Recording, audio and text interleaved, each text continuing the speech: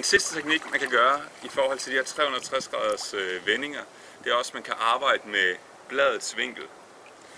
Hvis bladet det selvfølgelig får en hældning, hvor der også kommer noget energi nedad, i det man tager ens tag, så bliver det også til et støttende tag. Så når jeg tager et fremrettet tag, vinkler jeg bladet, kanter kajakken, så kan jeg komme lidt længere ned.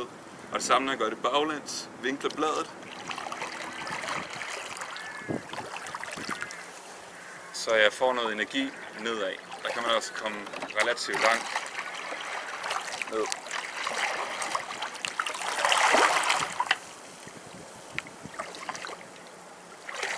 Så det var vores fejetag.